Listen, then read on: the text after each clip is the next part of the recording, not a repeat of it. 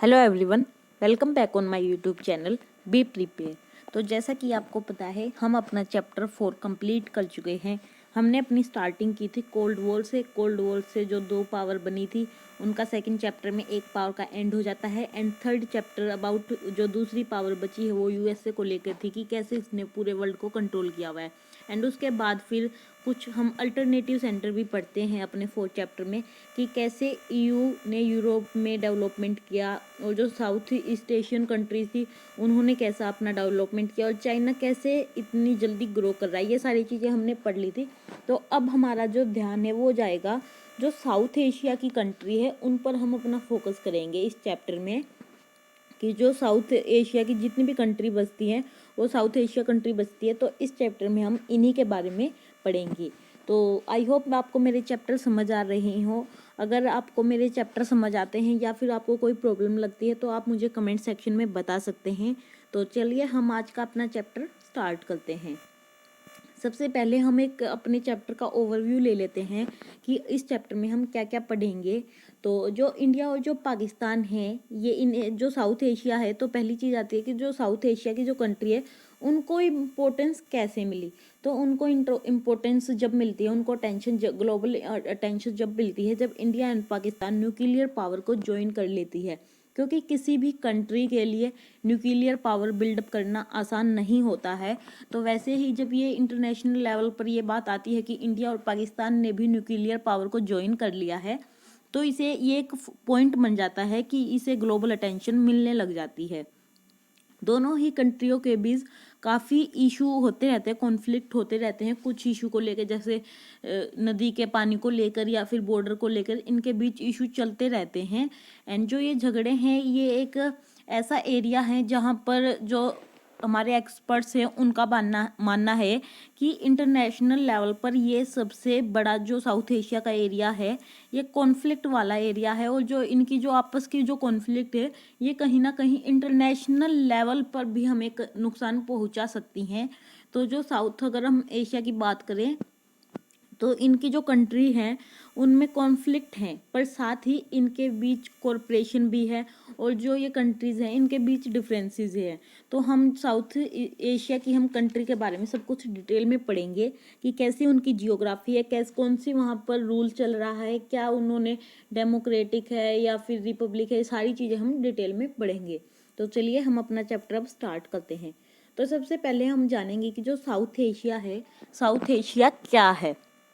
अगर हम बात करें, स्टार्टिंग करें, तो जो इंडिया और पाकिस्तान है उनके बीच एक अगर मैच भी होता है तो वो भी काफ़ी टेंशन का इशू होता है। एंड हम ये जानते हैं कि जो ये मैच होता है ये दोनों ही कंट्रीज़ के जो फैंस होते हैं वो देखने एक दूसरे के देश में देखने आते हैं। जब वो ये मैच देखने आते हैं तो उनको काफ़ी अच्छे तरीके से ट्रीट किया जाता है, उनको काफ़ी अच्छे तरीके से होस्टिंग प्रोवाइड की जाती है। तो यही जो हाल है ये साउथ एशिया की कंट्री का भी है कि उनमें आपस में लड़ाई भी है और क्या कहते हैं, एक दूसरे के दोस्त भी हैं, वे सिंपथी भी रखते हैं, होप है एंड डिस्पेयर भी है।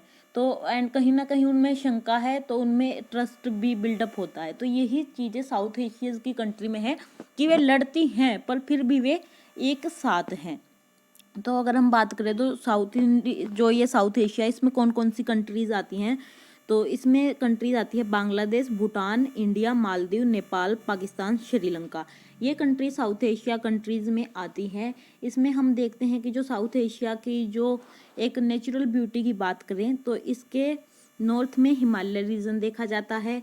एंड इंडियन ओशियन इसके साउथ में इंडियन जो ओशियन है वो भी इंडियन वेस्ट में इसका अरेबियन सी देखा जाता है। एंड बे ऑफ बंगाल इसका ईस्ट में देखा जाता है। तो ये होती है इसकी नेचुरल ब्यूटी। एंड इसी के साथ जो यहाँ की जो बाउंड्री है वो क्लियर नहीं है, नॉर्थ ईस्ट ईस्ट वेस्ट की जो बाउंड्री है वैसे वो क्लियर नहीं है। एंड जो अफगानिस्तान और जो म्यांमार है उनको भी कभी कभी इस जो साउथ एशिया की कंट्रीज़ में इंक्लूड कर लिया जाता है। एंड चाइना इसका एक इम्पोर्टेंट प्लेयर है, बट जो चाइना है वो इस रीजन का पार्ट नहीं माना जाता है, साउथ एशिया का पार्ट नहीं माना जाता है समटाइम। जो साउथ एशिया है वो अपनी डाइवर्सिटी के लिए खड़ा है, क्योंकि जो साउथ एशिया है वो एक पॉलिटिकल, इसका इन्फ्लुएंस ऐसा है कि उसमें अलग अलग पॉलिटिक्स चलती रहती है, पर फिर भी कहीं ना कहीं ये एक है।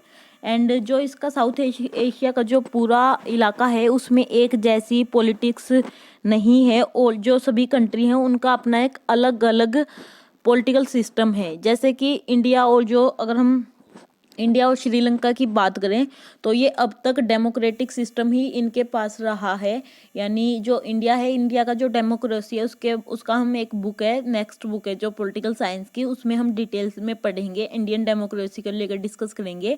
एंड काफ़ी सारी जो इंडियन जो डेमोक्रेसी है उसकी काफ़ी सारी लिमिटेशंस भी रही है, पर फिर भी इंडिया सक्सेसफुली अपना जो डेमोक्रेटिक सिस्टम है सिंस 1947 तक ऑपरेट कर रखा है, और ऐसा ही श्रीलंका पर यह बात लागू होती है। अगर हम पाकिस्तान और बांग्लादेश की बात करें तो दोनों ही कंट्री ने काफ़ी सारी सिचुएशंस को फेस किया है, यानी वहाँ पर सिविलियन एंड मिलिट्री दोनों तरह के रूल्स कायम रहे हैं। जैसा कि आपको पता है कि 1971 में तक दोनों कंट्रीज थी वो एक थी, तो इसी कारण यहाँ पर जो दोनों ही रूल्स लागू हुए हैं। एंड उसके बाद जो पाकिस्तान का जो सक्सेसिव डेमोक्रेटिक गवर्नमेंट है वो बेनजीर भुट्टो थे, उनके अंडर में रही है, और 1999 में यहाँ पर फिर जो मिलिट्री है उसकी पावर आ जाती है, और ये मिलिट्री पावर फिर सिंस 2008 तक ये मिलिट्री पावर रहती है। एंड अगेन जो 28 में सिविलियन गवर्नमेंट अगेन आ जाती है। एंड देन उसके बाद जो होता है अब हम बात करेंगे नेपाल की। 2006 में जो नेपाल है वहाँ पर एक सफल एक मूवमेंट भी बोल सकते हैं, में जो पब्लिक है वो एक मूवमेंट करती है, और उसके साथ यहाँ पर जो किंग है उसकी पावर को हटाकर यहाँ पर भी डेमोक्रेटिक आ जाती है, यानी डेमोक्रेसी का रिपब्लिक आ जाती है नेपाल में। एंड भूटान है वो अब तक 2000 जो भूटान है वहाँ पर भी ऐसा ही कुछ होता है, पर फिर भी जो भूटान है वो अंडर किंग की लीडरशिप में ही काम करता है, और यहाँ पर मल्टी पार्टी डेमोक्रेसी चलती है। अगर हम मालदीव की बात करें तो मालदीव एक आइलैंड नेशन है, यानी ये एक आइलैंड भी बोल सकते हैं हम, और 1968 तक यह इसमें सल्तनत थी, यानी जो सल्तनत पीरियड माना जाता है उसका राज्य माना गया था। देन उसके बाद यहाँ पर एक रिपब्लिक आया था, and then presidential form of government यहाँ पर चलाई जाती है। अगर हम बात करें जून 2005 की तो पार्लियामेंट वोटेड हुई थी, और मल्टी पार्टी सिस्टम यहाँ पर चलाया गया था। यहाँ की जो एमडीपी पार्टी है उसका जो डोमिनेंट है वो पॉलिटिकल पूरे, यानी जो आइलैंड है उस पर इसका पूरा पर इन्फ्लुएंस और डोमिनेंस देखा जाता है। एमडीपी ही यहाँ पर सारे कंट्रोल सब कुछ अपने कंट्रोल में रखती है, और एमडीपी ही ने 2018 में यहाँ इलेक्शन हुए थे उनको जीता था। तो अगर हम बात करें तो यहाँ पर डेमोक्रेसी का एक मिला जुला एक्सपीरियंस देखने को मिलता है। जो यहाँ की जो जनता है, यानी कई वो अलग अलग चीज़ें फेस कर चुकी है, फिर भी वो सभी डेमोक्रेसी के सपोर्ट में हैं। उनका मानना है कि जो डेमोक्रेसी है वही बेस्ट है। एक सर्वे किया गया था तो उस सर्वे की फाइंडिंग से भी हमें यही पता चलता है कि जो यहाँ के लोग हैं उनको डेमोक्रेसी का एक काफ़ी बड़ा जो लोगों की जनसंख्या है उसको सपोर्ट कर रही है। एंड जो ये सर्वे किया गया था उसमें सभी को इंक्लूड किया गया था, यानी हर रिलीजन हर कैटेगरी से लोगों को लिया गया था, और उन सभी का मानना था कि जो डेमोक्रेसी है वही बेस्ट है, एंड सभी इस चीज़ को सपोर्ट कर रहे थे। तो अभी हम इस जो चैप्टर है इसमें पढ़ेंगे, एंड हर एक जो हमें कंट्री है जैसे इंडिया हो गया, पाकिस्तान, नेपाल, बांग्लादेश, इन सभी की कंट्री की हम पढ़ेंगे कि कैसे उन्होंने डेमोक्रेसी को अपनाया, कैसे वहाँ पर रिपब्लिक है, कौन सी वहाँ पर पार्टी है, ये सभी हम डिटेल में पढ़ेंगे। तो हम अपनी स्टार्टिंग करेंगे पाकिस्तान की मिलिट्री के पाकिस्तान के साथ। जो पाकिस्तान है, पाकिस्तान में मिलिट्री एंड डेमोक्रेसी चली थी, इसी के बारे में हम पढ़ेंगे। तो सबसे पहले जब पाकिस्तान अपने उस एग्जिस्टेंस में आता है तो जो पाकिस्तान का जो एडमिनिस्ट्रेशन था वो ले लिया था अपने अंडर में। एक इलेक्शन हुआ था और इस इलेक्शन में अपने आप अयूब खान थे, उन्होंने सब कुछ अपने अंडर में ले लिया था। एंड इसी फिर देन उन्होंने अपने आप को इलेक्टेड कर दिया था। उसके बाद उनका जो शासन था, यानी उनका जो time period, ruling time period माना जाता है, उसके अगेंस्ट जो गवर्नमेंट थी, जो यहाँ के लोग थे, वो खुश नहीं थे। एंड फिर उसके बाद क्या होता है कि जो मिलिट्री है वो दोबारा से कंट्रोल कर लेती है, और जो याहिया खान थे, उन्होंने जो पूरे पाकिस्तान को अपने अंडर कर लिया था। एंड जो रूलर थे वो जनरल याहिया खान बन गए थे। और जो याहिया खान थे, उनके जब उनका टाइम पीरियड चल रहा था तो यहाँ पर बांग्लादेश क्राइसिस भी यहाँ फेस करने पड़े थे। यानी 1971 में जो ईस्ट पाकिस्तान था वो एमर्जेंट हो गया था, यानी उसको बांग्लादेश बनकर एक अलग कंट्री वो उभर गया था। 1971 में वो इनसे पाकिस्तान से अलग हो गया था। एंड इसके बाद क्या होता है कि जो पाकिस्तान में जुल्फिकर अली भुट्टो है, उनके नेतृत्व में, यानी उनके अंडर एक और सरकार बनती है जो कि 1971 से 1977 तक कायम रहती है।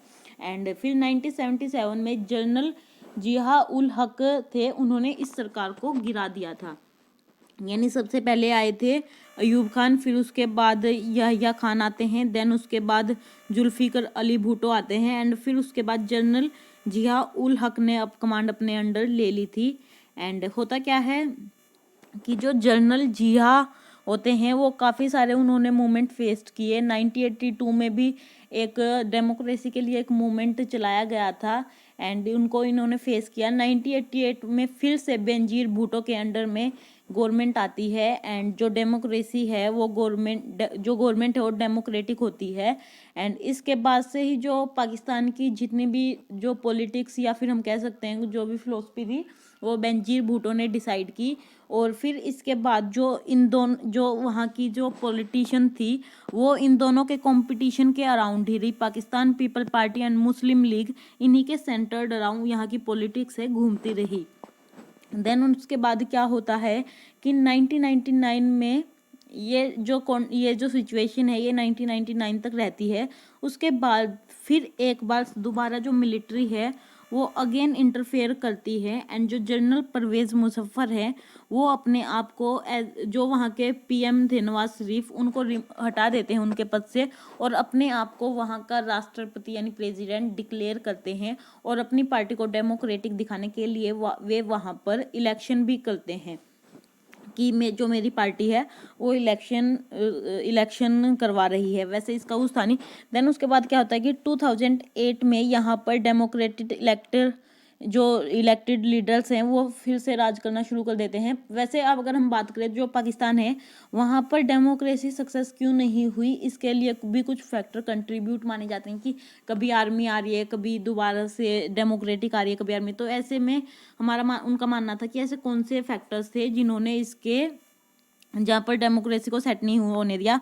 तो जो पहला फैक्टर माना जाता है वो माना जाता है कि जो सोशल डोमिनेंस ऑफ मिलिट्री माना जाता है, कि जो यहाँ की मिलिट्री थी उसने सब कुछ अपने अंडर कर रखा था, एंड इन्हीं जो ये मिलिट्री के हेड थे इन्हीं का दबदबा यहाँ पर माना जाता है। सेकंड जो चीज़ है कि इंडिया के साथ इसकी फाइट होती रहती थी, एंड इंडिया के साथ इनके इशू कॉन्फ्लिक्ट चलते रहते थे, इसको भी एक रीज़न माना गया। एंड जो ये मिलिट्री वाली पावर के जो हेड थे उन्होंने एक रीज़न दिया कि जो इसमें डेमोक्रेटी है, इसमें सेल्फिश पार्टी है जो कि हमें प्रॉब्लम क्रिएट कर रही है, तो इसलिए यहाँ पर